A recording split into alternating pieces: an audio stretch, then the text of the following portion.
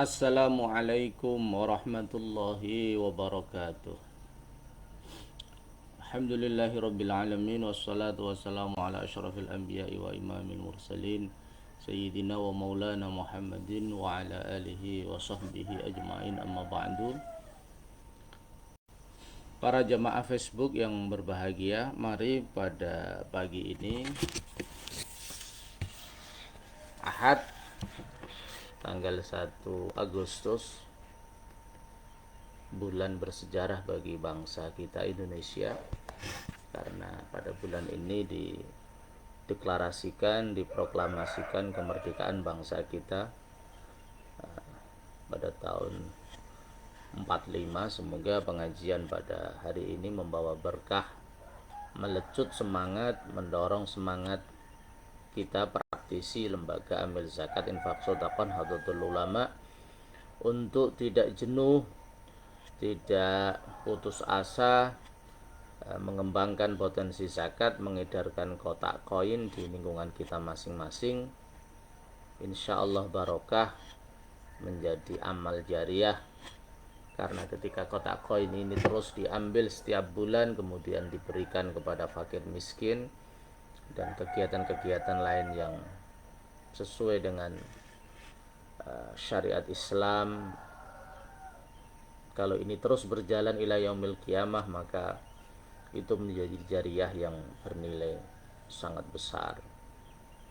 Semoga Allah memberikan kekuatan, keikhlasan, kekompakan, kesuksesan dan kebahagiaan kepada seluruh praktisi lazisnu di Indonesia dalam rangka memberikan pelayanan khidmah kepada masyarakat, khususnya warga Nahdlatul Ulama. Mari kita mulai dengan memberikan hadiah Fatihah ila muallifi hadzal kitab, Al-Imam Yusuf Al-Qaradawi wa jami' muassisi jam'iyatina Nahdlatul Ulama, khususan ila hadratis Syekh Muhammad Hashim Asy'ari wa Syekh Abdul Wahhab Asbullah wa Syekh Bishri Syansuri wa jami' ulama'i Nahdlatul Ulama, khususan Syekh Muhammad Ahmad Sahid Mahfud, Syekh Ahmad Qayyumi Munji, Syekh Suyuti Abdul Qadir Nguyangan, Syekh Abdullah Zain Salam, Syekh Mahfud Salam, wa jami' awliya ilah, khususan wali ilah Syekh Ahmad Mudammakin, Syekh Ahmad Yurabadi, wa jami'i masyayikhi wa asatidhi, khususan Syekh Abdul Kamal, Syekh Ali Fatah Yaqub, Syekh Zainuddin Dimyati, semua guru-guru kita yang sudah mendahului kita, semoga beliau dilimpahkan Allah ampunan, kasih sayang, ridho di alam barzah ila yaumil qiyamah, masuk dalam surganya Allah subhanahu wa ta'ala. Lahumul Fatihah.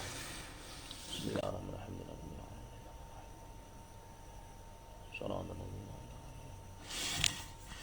Bismillahirrahmanirrahim. Ini Fiqh Zakah halaman 162. Bismillahirrahmanirrahim. Kemarin kita telah mengkaji tokoh fikih yang mewajibkan zakat secara luas adalah Imam Abu Hanifah. Wa awsa'ul fuqaha fi ijabiz zakah wa Abu Hanifah. Abu Hanifah membuka keran seluas-luasnya sehingga semua bentuk yang bernilai ekonomis itu wajib dikeluarkan zakatnya.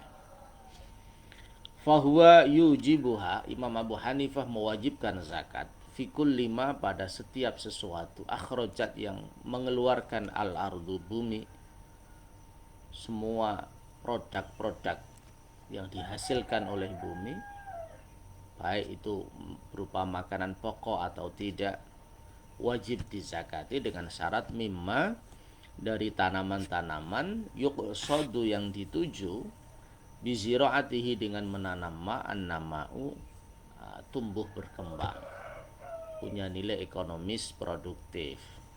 Menanam jagung, menanam ketela, menanam mangga, menanam sawit, menanam nangka, pisang, nanas, dengan tujuan mendapatkan income, dijual gitu, itu wajib untuk dizakati.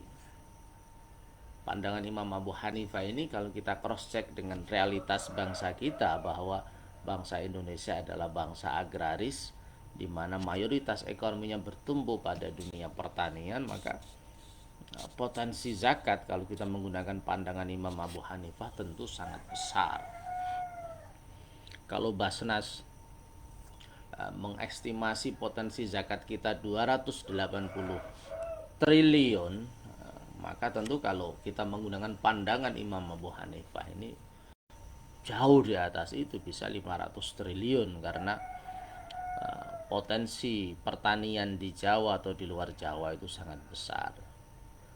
Kita tahu di luar Jawa, di Sumatera, di Kalimantan, di Papua bahkan itu banyak sekali tanaman-tanaman ekonomis yang bernilai tinggi.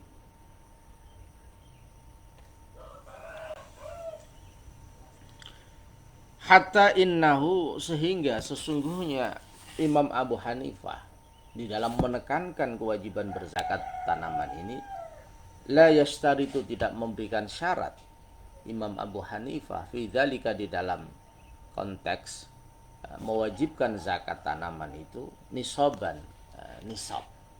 Bahkan dalam konteks zakat tanaman itu tidak ada nisabnya, tidak ada batasannya, syai'un muqaddarun syar'an.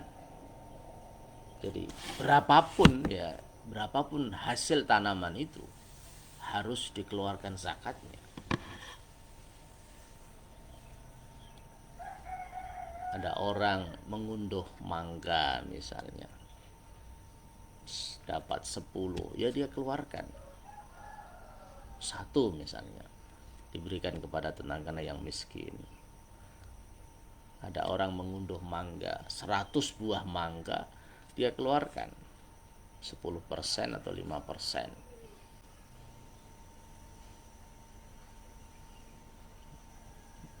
Jadi 100 berarti kalau 10%-nya 10 atau 5%-nya 5, dia berikan kepada tetangganya yang masuk asnaf samaniyah. Itu sebuah ajaran yang luar biasa ya dalam konteks filantropi Islam, dalam konteks membumikan ajaran sosial Islam, bagaimana Islam ini hadir untuk meningkatkan kepedulian sosial, menebarkan kebaikan, merekatkan hubungan antar masyarakat. Saya kira kita paham ya bahwa ketika tradisi berdirma, tradisi memberi ini meningkat di dalam masyarakat, maka secara otomatis solidaritas atau kohesivitas, kerekatan masyarakat ini akan semakin kuat. Benih-benih konflik, benih-benih agitasi, benih-benih konfrontasi, benih-benih permusuhan ini akan tereliminasi, akan hilang, akan mencair menjadi ukhuwah persaudaraan yang kuat. Ini rahasia atau hikmah di balik pandangan Imam Abu Hanifah yang sangat progresif, yang sangat transformatif ini, luar biasa. Dalam bahasa Ki Haji Afifuddin Muhajir itu di dalam kitabnya Syarah Takrib Syarhul Mujibul Qarib itu awsa'u atau aqrabu ilal masalih. Pandangan Imam Abu Hanifah ini paling dekat kepada ajaran Islam yang membawa kemaslahatan umat. Wa yujibuha, Imam Abu Hanifah juga mewajibkan zakat fil khairi, di dalam kuda, yang kemarin dulu sudah kita bahas, pernah diwajibkan oleh Mu'ad bin Jabal ya, dalam kasus atau Imam Umar bin Abdul Aziz, Khalifah Umar bin Abdul Aziz, karena melihat kuda itu bernilai ekonomis. Minal hayawanati, dari macam-macam hewan. Jadi kuda juga menurut Imam Abu Hanifah diwajibkan karena ada nama. kuda itu diperjualbelikan, bernilai ekonomis, ya, terus mengalami peningkatan. Wa yujibuha fil khulli, Imam Abu Hanifah juga mewajibkan zakat itu dalam perhiasan. Khulli itu bisa dalam makna perhiasan, bisa dalam makna ya sesuatu yang dipakai, ya, perhiasan, ya pakaian-pakaian yang bernilai ekonomis. Walakinnahu lam yujibha, walakinnahu, tetapi Imam Abu Hanifah, tapi di sini mungkin khulli itu lebih dekat kepada ini perhiasan, perhiasan yang biasa dipakai khususnya oleh kaum perempuan itu, yang menurut pandangan Imam Syafi'i itu tidak wajib zakat. Walakinnahu lam yujibha, tetapi Imam Abu Hanifah tidak mewajibkan zakat illa ala mukallafin, kecuali bagi orang mukallaf, al-muslim al-aqil al-baligh, orang muslim yang sudah akal, yang berakal dan sudah baligh.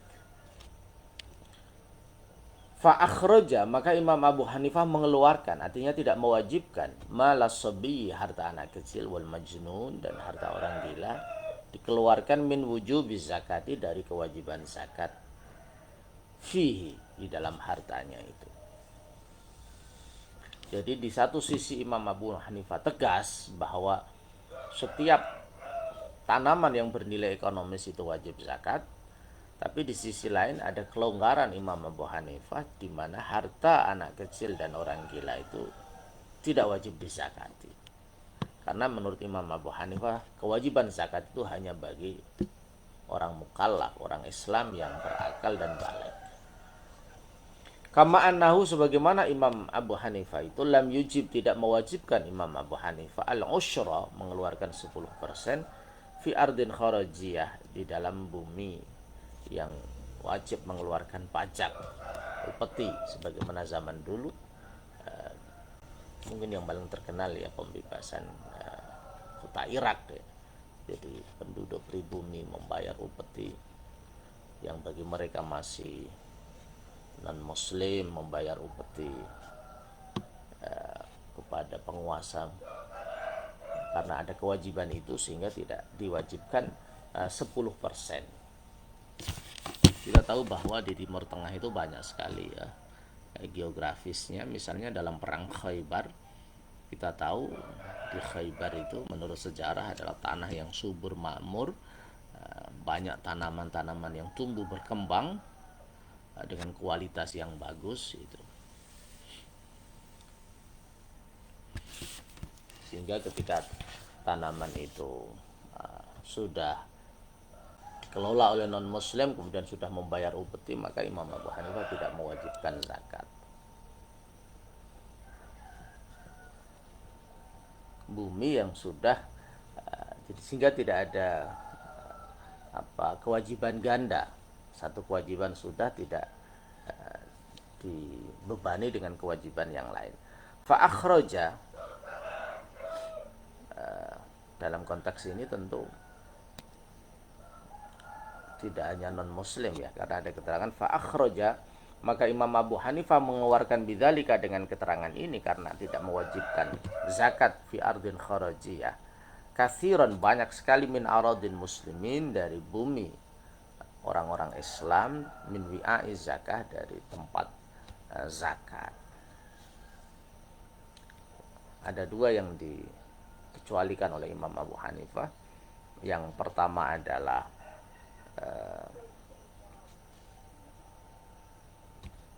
anak kecil dan orang gila tidak wajib berzakat. Yang kedua adalah ardun kharajiyah, bumi pajak, bumi yang harus dikelola dan hasilnya harus diserahkan upetinya atau pajaknya kepada negara.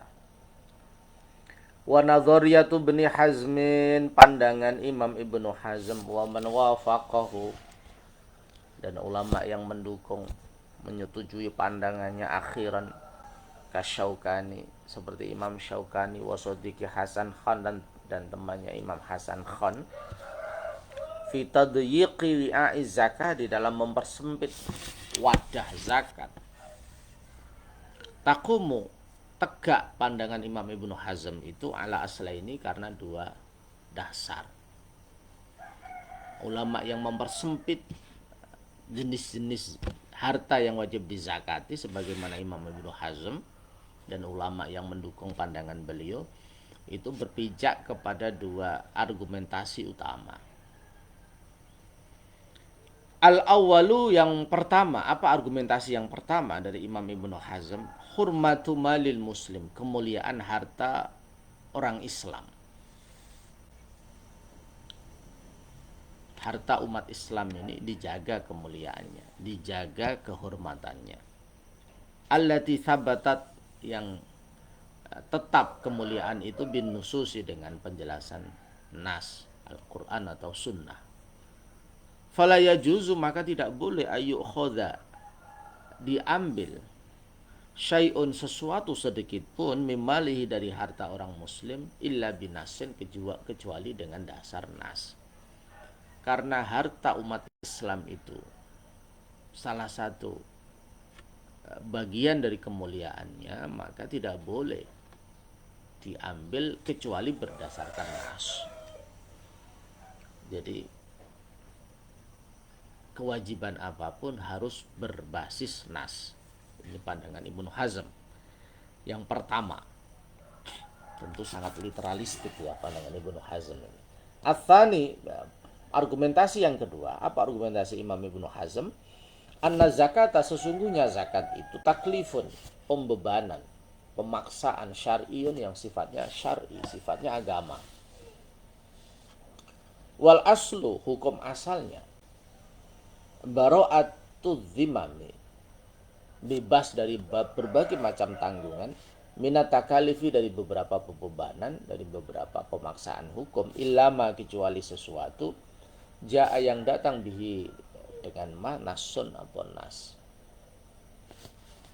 Jadi sepanjang tidak ada keterangan di dalam nas, maka hukum asalnya adalah bara'atu dzimmah, bebas lepas dari.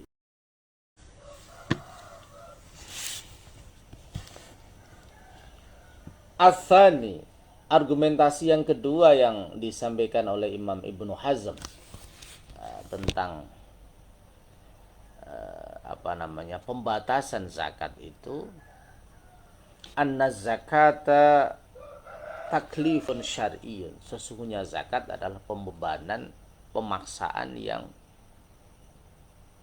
sifatnya syara, yang betul-betul ditetapkan oleh Allah dan Rasulnya, bukan berdasarkan penalaran manusia. Wal aslu, hukum asalnya, bara'atu dzimam, lepas atau bebas dari berbagai macam tanggungan, minat takalifi, dari berbagai macam pembebanan hukum, illa ma ja'a, illa ma, kecuali sesuatu ja'a, yang datang bihi dengan ma, nasun, nas Al-Quran atau as-sunnah. Sepanjang tidak ada keterangan yang eksplisit, yang tersurat di dalam Al-Quran dan as-sunnah, maka tidak ada at-takalif asy-syar'iyyah, tidak ada pembebanan syariat, pembebanan yang sifatnya resmi dari Allah dan Rasulnya. Kenapa begitu? Karena hatta la nasyru'a, sehingga kita tidak membuat syariat, membuat aturan baru fid dini, di dalam agama, dan mengatasnamakan agama ini, ma, sesuatu lam ya'zan, yang tidak mengizinkan bihima Allahu, Allah. Kita tidak boleh membuat syariat baru yang tidak mendapat izin dari Allah. Syariat itu harus minallah, baik lewat Al-Quran atau sunnah Rasulullah Sallallahu Alaihi Wasallam. Ammal qiyasu, adapun qiyas, fala yajuzu, maka tidak boleh i'maluhu, mengamalkan qiyas. Qiyas dalam pandangan Ibnu Hazm itu tidak sah, karena menetapkan hukum bukan berdasarkan nas. Wa khosotan, dan khususnya fi bab zakat, di dalam bab zakat. Jadi Salah satu ulama yang getol menolak qiyas adalah Imam Ibnu Hazm. Di dalam kitab Bidayatul Mustahid wa Nihayatul Muqtasid dijelaskan memang Imam Ibnu Hazm Al-Zahiri ini menolak qiyas, karena qiyas itu penalaran, dan penalaran itu tidak sesuai dengan basis agama. Basis agama adalah An-Nas, Al-Quran, dan As-Sunnah. Tentu pandangan imam kita, Imam Muhammad bin Idris Asy-Syafi'i, punya pandangan yang lain, karena dengan qiyas itu setiap hukum yang tidak ada penjelasan tersurat di dalam Al-Quran dan As-Sunnah itu punya referensi, karena ada persamaan illat, ada persamaan alasan hukum, sehingga tidak ada satu kasus pun yang kemudian keluar dari koridor Al-Quran dan As-Sunnah. Hadza, dua argumentasi itu, argumentasi yang sifatnya fundamental dari Imam Ibnu Hazm bahwa harta umat Islam itu harus dijaga, tidak boleh diambil kecuali dengan perintah Allah dan Rasulnya. Kemudian tidak boleh membuat syariat sesuatu yang tidak secara tersurat ada di dalam Al-Quran dan As-Sunnah. Hadza, ini huwa hadza yuhadza mungtaliqu atau mangtaliqu Ibnu Hazm, itu dialektika, argumentasi dari Imam Ibnu Hazm.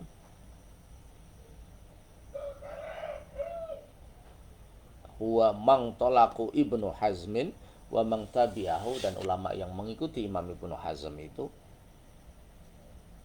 wa asasu tafkirihim, dan menjadi pondasi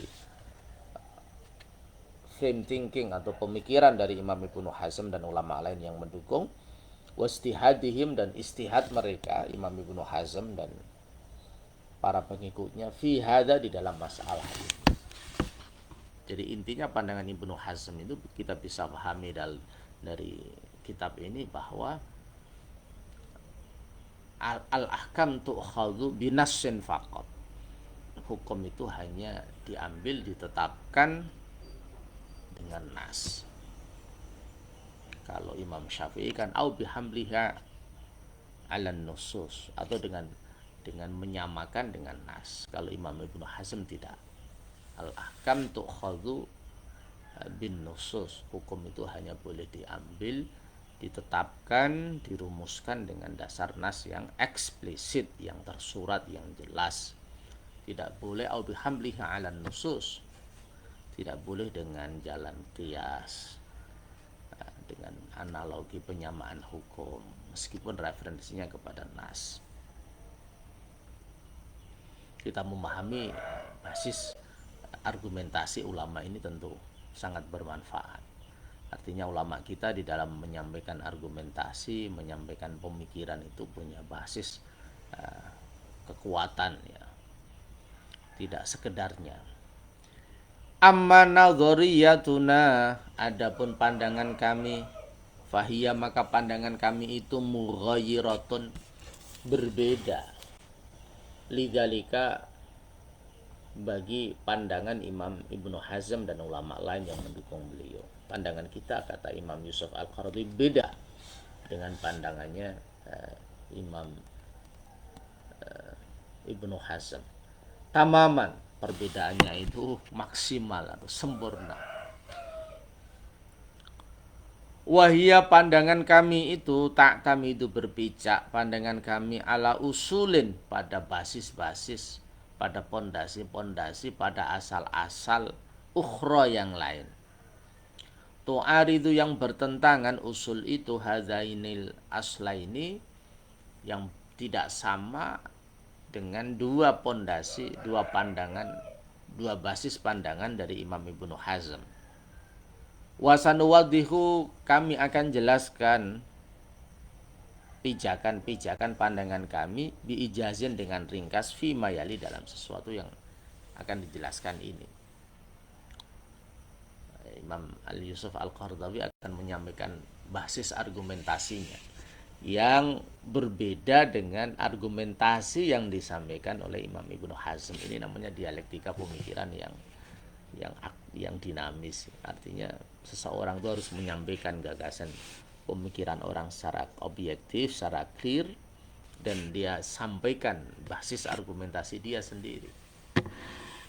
Jadi tidak subjektif, tidak hanya mengunggulkan pandangannya tanpa menyampaikan pandangan ulama lain. Karena ikhtilaf ummati rahmah, perbedaan pandangan umatku kata Nabi itu menjadi rahmat bagi kita orang-orang awam ini. Kita mengikuti ulama ini ada logika yang melatar belakanginya. Kita mengikuti ulama ini juga ada pikiran pemikirannya. Bagaimana pandangan Imam Yusuf Al-Qaradawi yang menarik ya. Kalau kita kembalikan kepada tahayyurul ahkam bi tahayyuril azmina, perubahan hukum itu disebabkan oleh perubahan masa. Artinya eranya Imam Ibnu Hazm dan era Imam Al-Yusuf Al-Qaradawi yang sekarang ini, era modern, era globalisasi, bahkan sekarang era disrupsi, sebuah era di mana perubahan terjadi dengan cepat. Ini menarik ini. Pijakan Imam Yusuf Al-Qaradawi yang pertama, inna umumatil Qur'ani was sunnah, sesungguhnya cakupan Al-Quran dan sunnah yang umum, yang universal, tathbutu, tetap keumuman Al-Quran dan As-Sunnah itu.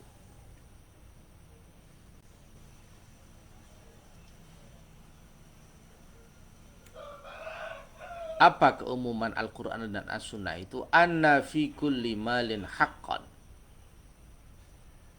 Anna fi kulli malin, sesungguhnya di dalam setiap harta, haqqan, ada hak, ada kewajiban yang harus ditunaikan. Au sodakotan, atau sodakoh, au zakat, wa zakatan, dan zakat. Basis argumentasi Al-Imam Yusuf Al-Qaradawi yang pertama adalah setiap harta itu ada hak bagi orang lain, baik dalam konteks zakat atau sedekah. Ini adalah hukum umum di dalam Al-Quran dan As-Sunnah, dan dalam sejarahnya sejak era Makkah, lebih-lebih era Madinah, ini diperteguh oleh Rasulullah Sallallahu Alaihi Wasallam. Kama fi qawlihi ta'ala, sebagaimana dalam firman Allah, walladzina fi amwalihim haqqum ma'lum. Walladzina, dan orang-orang fi amwalihim, yang di dalam harta orang-orang itu, hakun, ada hak, ada tanggung jawab, ada hak, maklumun, yang jelas, yang sudah diketahui. Al-Ma'aris ayat 24. Jadi setiap harta kita, harta orang Islam ini ada hak, ada kewajiban yang harus ditunaikan. Tidak bebas, karena rezeki yang memberi rezeki kepada kita adalah Allah, dan Allah lah yang mewajibkan rezeki kita itu supaya ditebarkan kepada orang lain yang membutuhkan. Wa qawlihi, dan firman Allah, khudz min amwalihim shadaqah, ambillah dari harta-harta mereka shadaqah. Ini ayat yang umum di mana setiap harta itu ada hak, ada tanggung jawab, ada kewajiban yang harus diberikan kepada orang lain. Wa qawlihi, dan sabda Nabi Muhammad sallallahu alaihi wasallam. Apa sabda Nabi? A'limhum annallaha iftaradu alaihim fi amwalihim shadaqatan tukhadhu min aghniyaihim faturaddu ala fuqaraihim. Ini kalau tidak salah ya, perintah Allah kepada gubernur Yaman ya, Mu'ad bin Jabal. A'limhum, beritahu rakyatmu wahai Mu'ad bin Jabal, annallaha, sesungguhnya Allah, iftaradu, mewajibkan Allah, alaihim, kepada mereka, umat-umat Islam, fi amwalihim shadaqah. Fi amwalihim, mewajibkan, fi amwalihim, di dalam harta-harta mereka, mewajibkan shadaqatan, shadaqah. Yang sifat dari sedekah itu adalah tu'khadhu min aghniyaihim, diambil sedekah itu atau zakat itu dari orang-orang kaya di antara mereka, faturaddu, kemudian dikembalikan, diberikan ala fuqaraihim, kepada orang-orang yang membutuhkan di antara mereka. Sumbernya dari aghniya dikembalikan kepada fuqara, orang-orang yang diberikan Allah keluasan rizki, kelimpahan rizki, kemudian dikembalikan kepada orang-orang yang membutuhkan, orang-orang fakir. Tentu jumlah fakir miskin apalagi di era corona ini meningkat tajam. Banyak karyawan yang di PHK, banyak pusat-pusat bisnis perbelanjaan yang tutup, dan lain-lain. Nah, ini ada kewajiban yang harus ditunaikan oleh orang-orang kaya untuk menyantuni, memberdayakan orang-orang fakir miskin. Wa qaulihi, dan sabda Nabi sallallahu alaihi wasallam, addu zakata amwalikum, tunaikanlah zakat harta-harta kamu. Zakat harta kamu tunaikan. Ini semua menggunakan sigat am, sigat umum.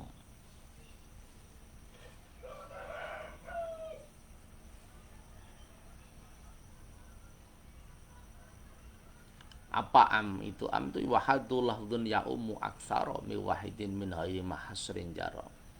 Am itu setiap teks yang menunjukkan makna umum, mencakup lebih dari satu tanpa ada batasan.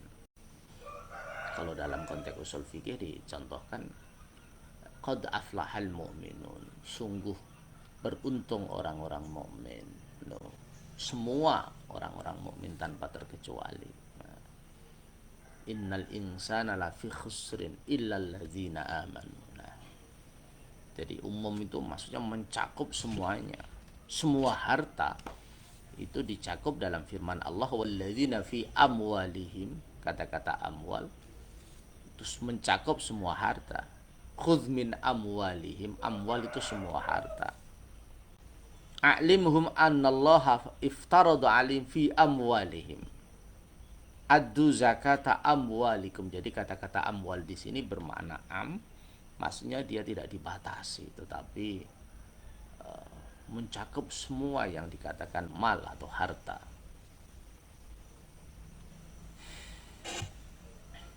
Min ghairi faslin, firman Allah yang menjelaskan tentang kewajiban harta, dan sabda Nabi Muhammad sallallahu alaihi wasallam itu min ghairi faslin, tanpa memisahkan, baina malin, di antara harta ini, wa malin, dan harta yang lain, fi dzalika kulli, semua yang namanya mal, harta itu wajib dikeluarkan haknya, kewajibannya. Wa arafna, dan kita tahu, minas sunnati, dari sunnah, annal maksuda, sesungguhnya yang dituju, yang dimaksud, min kalimatil amwal, dari kalimah amwal, fi hadhihi nusus, di dalam nas-nas ini, wa amsalihha, dan sejenisnya, wa al amwal an-namiyah. Jadi yang dimaksud di dalam firman Allah, khudz min amwalihim wa fi amwalihim haqqum ma'lum a'limhum annallaha iftarada alaihim fi amwalihim addu zakata amwalikum. Kata-kata amwal itu menurut kajian sunnah, bagaimana ucapan atau praktek Nabi khususnya, itu adalah al-amwal an-namiyah, harta-harta yang bernilai ekonomis, harta-harta yang tumbuh berkembang, harta-harta yang produktif, harta yang ketika menanamnya punya tujuan untuk dijual belikan, mendapatkan income atau pendapatan. La al-asya, bukan sesuatu al-mu'addatu, yang disiapkan, lil intifa' asyaksi, untuk kemanfaatan pribadi, menanam nangka tapi untuk konsumsi, bukan untuk dijual belikan, menanam bayam untuk makanan sehari-hari.